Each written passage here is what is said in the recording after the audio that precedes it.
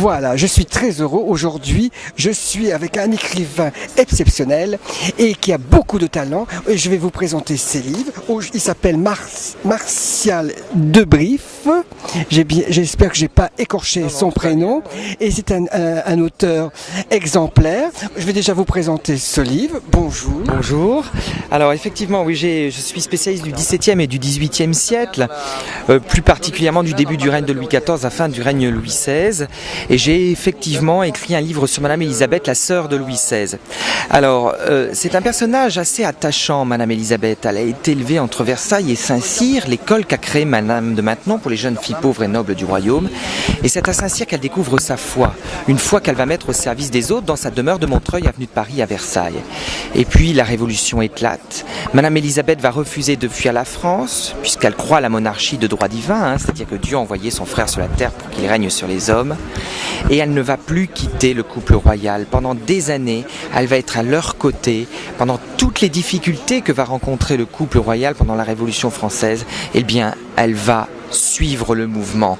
C'est un personnage qui n'a jamais fait véritablement de mal à une mouche, et en même temps, ce petit peuple qu'elle a reçu dans son dispensaire de Montreuil, eh bien, va se retourner contre elle parce qu'elle était la sœur du roi.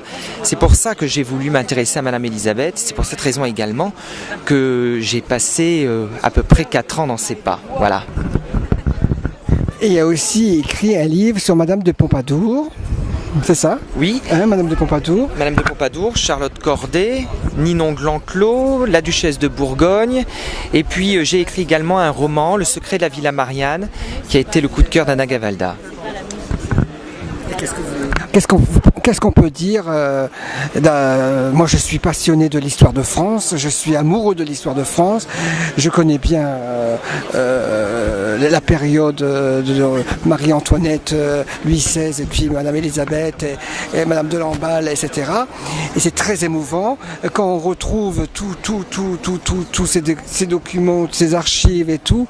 Et on a Madame Élisabeth, c'était une femme exceptionnelle qui était très croyante, qui a sacrifié sa vie pour son frère, qui a aimé son frère, qui a aimé aussi la reine Marie-Antoinette. Ah oui, complètement en fait. Madame Élisabeth se sacrifie pour le couple royal. Elle se sacrifie pour la France. Elle est persuadée de toute façon que son rôle, c'est d'être là, d'être présente pour son frère et pour les petits également, Madame Royale, les petits dauphins.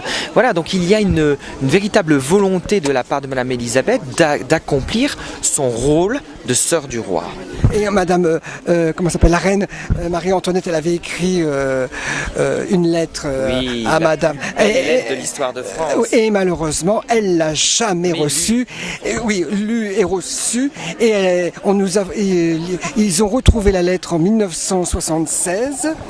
Et c'était incroyable. Et bien sûr, ils ont identifié l'écriture, etc. C'était bien Marie-Antoinette.